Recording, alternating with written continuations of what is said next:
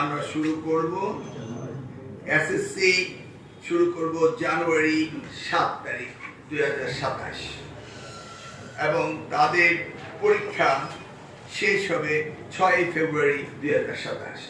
আমরা রুটিনও রেডি করেছি, একই সাথে আমরা রুটিনও দিয়ে দিচ্ছি যেন তারা সঠিকভাবে প্ল্যান করে লেখাপড়া করতে পারে।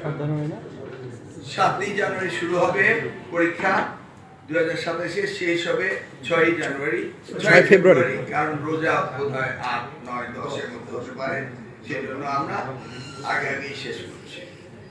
আর এইচএসসি আমরা সকলের সাথে আলোচনা করেছি, এখানে কিছুটা সময় আমরা গুছিয়ে এনেছি যেন তারা পরীক্ষা পাস করার পর ফল সেমিস্টার ধরতে পারে সেই টার্গেট নিয়ে, এবং সিলেবাস যেন কভার করতে পারে। যদিও এর আগে অ্যাডমিশন কিছুটা বিলম্বিত হয়েছে, সেটাকে আমরা গুছিয়ে আনতেছি। আমরা শুরু করব 6 জুন এবং শেষ করব 13 জুলাই।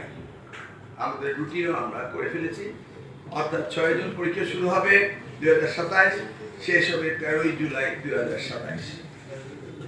এটা হচ্ছে আমাদের মন্ত্রণালয় থেকে আমরা বোর্ড এবং স্টেক হোল্ডারদের সাথে আলোচনা করে এই সিদ্ধান্ত নিয়েছি আগামী 2027 সালে এসএসসি এবং এইচএসসি পরীক্ষা সময়সূচি এবং রুটিন।